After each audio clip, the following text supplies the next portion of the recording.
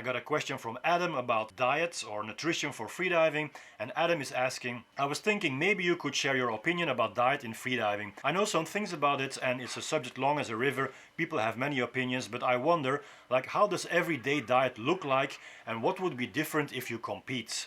Or do you change it depending on what you're focusing on?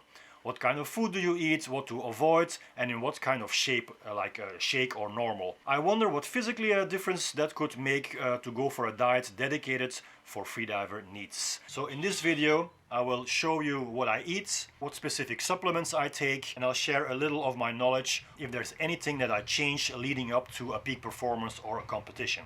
Coming up! What's up, Gert from GertLeroy.com with Master Freediving. Thank you so much for stopping by. I'm a freediving instructor, I dive from breath hold. This channel is all about helping you master freediving, including tutorials, stories, and the latest news from the freediving community. And today is all about nutrition and supplements for freediving, so if you're new here, consider subscribing, hit the notification bell so you don't miss out on any of my future videos. Alright guys, nutrition for freediving is the same as nutrition for anything. There's a lot of different views, a lot of opinions, so I'm gonna start by showing you what's in my fridge. So what do we have here? First of all, I have some broccoli, I have cauliflower, I have potatoes, I have zucchini. What is this? This is a piece of eggplant, typical for Philippines. This is some quinoa I already made yesterday, potatoes, and this is, yes, this is chicken liver marinated in soy sauce with a little bit of vinegar and pepper. And this is actually a typical Filipino dish. It's called adobo style. Now, if you're living in the Philippines, then you have to know about adobo. So you can basically make anything adobo style, just marinate it in the soy sauce, add some vinegar, some pepper.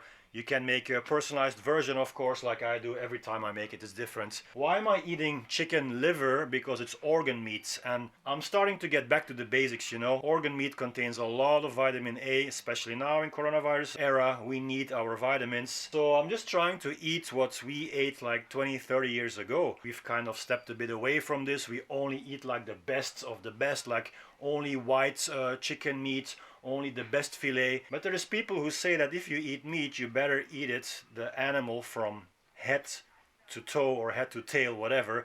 You better eat different parts of the animal. So that's what I'm trying right now, to eat some liver. We have here mango, we have eggs, we have apples, onion. What else do we have? We have black pepper. This is a soy sauce and this is vinegar. So what is in the freezer compartment? Not that much. I have to do my groceries. So I have pure chicken fillet. Good for protein.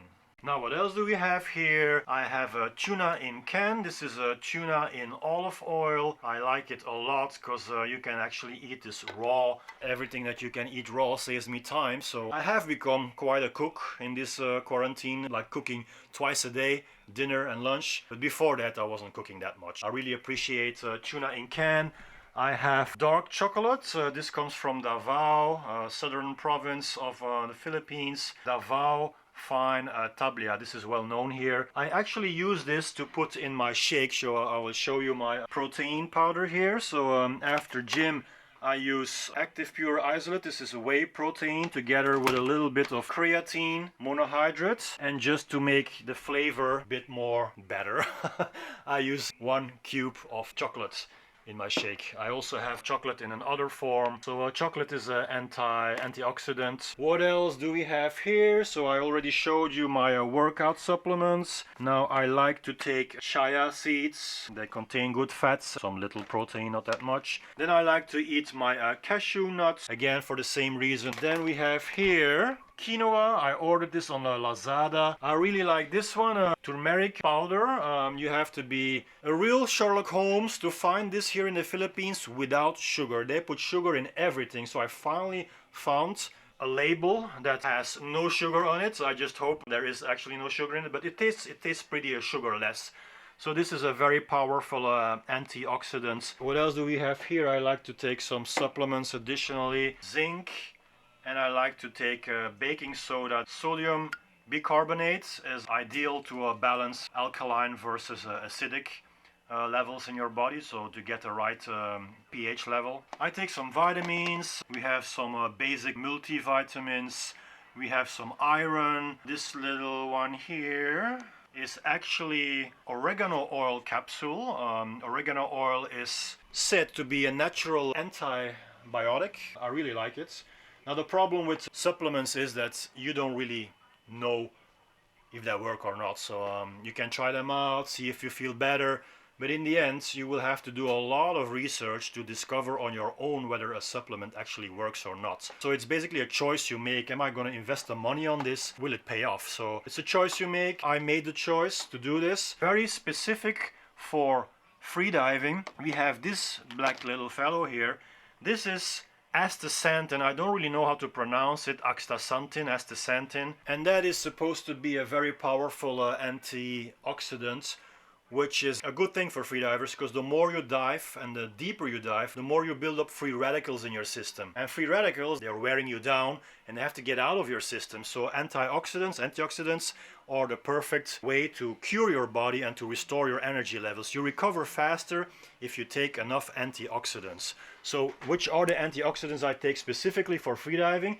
It is astaxanthin, this one, some raw chocolates, and then we have, this is very interesting, L-citrulline. L-citrulline is said, and with every supplement I'm starting with, it is said, or it is supposed to, because will we ever know if this is really true? But anyway, all we can do is look it up on YouTube, document ourselves. So L-citrulline is supposed to boost your nitric oxide levels, which causes better uptake of oxygen in your system. Now what else do we have? So we have the citrulline. So this is more for working out. My branched chain amino acids. I only take this on days I do workouts or when I do pool training. Not really sure if I use it on deep diving, probably, but I don't use this on rest days. Then we have L-glutamine.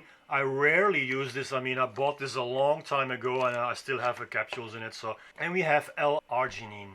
So these are my workout supplements. Now I'm also eating a lot of raw garlic and ginger. I love the taste of garlic and ginger. I have onions, so I basically just try to eat healthy and eat as much whole foods as possible. Now whole foods are the opposite of processed foods. Apart from the protein powder, there is no processed food here. I'm not eating any kind of processed foods, and I think that is the way to go. This video is about nutrition and supplements for freediving. Honestly, apart from maybe some specific antioxidants like astaxanthin, like L-citrulline, I don't really think there is a diet for freediving. I think diets or nutrition should be based upon a holistic view, upon getting healthier in general, independent of the sport you are practicing. Now, one thing you haven't seen is dairy products. There is no yogurt in my fridge. There is no milk, there is no cheese. That doesn't mean that I never eat dairy products. When I'm in a restaurant before lockdown, I can eat yogurt, I can eat cheese, no problem. But it's not part of my daily habits. So when you follow a freediving course, your instructor might tell you that dairy products, they cause an excess of mucus. And mucus, of course, inhibits an easy and a gentle equalization. Now, there's people who say this is absolute bullshit. There's other people that basically don't touch dairy products. Once again, I would advise you to approach this in a holistic way. If you don't eat dairy products, then don't let it be for the reason of equalization. There is more in life than equalization, right? Let it be for another reason. Like, if you just don't feel well after eating lots of dairy products, and stop eating it. We are all different. We all react in a different way. So it's only up to you to try this out. If you really want to know, why not just eat quite some dairy products during 2-3 weeks and then stop eating them completely during 2-3 weeks.